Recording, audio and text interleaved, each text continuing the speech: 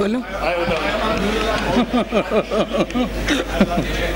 आयो लाल कयो झूलेलाल। जय सदाराम, जय झूलेलाल। इस मंच पर उपस्थित सम्मानित पूर्व सांसद जी, आप एनसीपी के वाइस प्रेसिडेंट जी, आपने जो सीडी और वीसीडी बनाई है, डीवीडी बनाई है, दासवानी जी, और हमारे कांग्रेस के वरिष्ठतम नेता आपके समाज से जो है वल्याणी जी, और एक शायद भाजपा से सुंदरानी जी कहीं दिख नहीं रहे हैं। मतलब किसी को ये ना लगे कि मैं भेदभाव कर रही हूँ, इसलिए सभी को प्रणाम और आप सभी को नमस्कार करती हूँ। और वास्तव में इस कार्यक्रम के बारे में जब वल्याणी जी ने मुझे कहा था, तब मुझे अंदाजा नहीं था कि ये इतना भव्य कार्यक्रम है और समाज का ऐसे ही सिंधी समाज का लोकल लेवल पर होगा सोची थी। आते समय आज मेरी पार्षद साथी हैं कविता ग्वालानी जी। हमारे यहाँ 3 पार्षद हैं। आप लोगों को जानकर के जो बाहर से आए हैं, एक आपकी जानकारी के लिए कि बड़े पॉलिटिकल स्टाइल में इस बार सिंधी समाज ने पूरे रायपुर के साथ खेला है।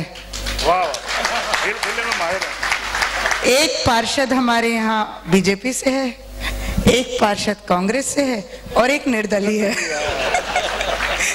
और इस बार ऐसी चक्री चलाई थी वल्याणी जी ने कि 6 टिकट मिली थी कांग्रेस से पार्षदों की, पर अफसोस की जीती एक ही है, बट तीनों के बड़े जबरदस्त पावर हैं। सारे मेयर के वोट आपको मिले। हाँ, और हाँ, उसमें मैं बड़ी खुशकिस्मत हूँ कि मेयर में मुझे आपके पूरे समाज का जो वोट मिला है, उसके लिए मैं पहले भी कह चुकी हूँ कि इस बार पूरे समाज ने मुझे साथ दिया, उसके लिए बहुत बहुत धन्यवाद और शुक्रिया। और लेकिन आज जो आप कार्यक्रम करना है, ये मैं समझती हूँ कि अपने आप में एक आपने एनसीपी की तरफ से जो आपने कोशिश की है, वास्तव में बहुत ही अनमोल और अनुकरणीय, और ये मेरे ख्याल से ऐसा कभी किसी समाज ने ना तो सोचा ना किया आज की तारीख तक के। अपने से नेताओं को तो बहुत लोग रिकॉर्ड करते और बांट देते, और नेताओं का कोई अनुकरण नहीं करता है। ये भी बात सही है, क्योंकि आज के जमाने में नेता उतने आइडियल रह ही नहीं गए, ये हकीकत है। तो अपने समाज के वरिष्ठ और बुजुर्ग लोगों का जो आपने रिकॉर्ड किया है, वो मैं समझती हूँ वो हमेशा आपने उनको जिंदा रखा है। आप जो कह रहे थे कि वो आज जीवित नहीं है, पर आपने तो उनको अमर कर दिया है इस सीडी के माध्यम से। तो मुझे ऐसा लगता है कि आपका ये जो प्रयास है और आपकी जो कोशिश है दासवानी जी की और सभी की, आप सभी को ईश्वर ने जो एक प्रेरणा दी, वो प्रेरणा वास्तव में पूरे सभी समाजों को इससे एक आदर्श लेना चाहिए।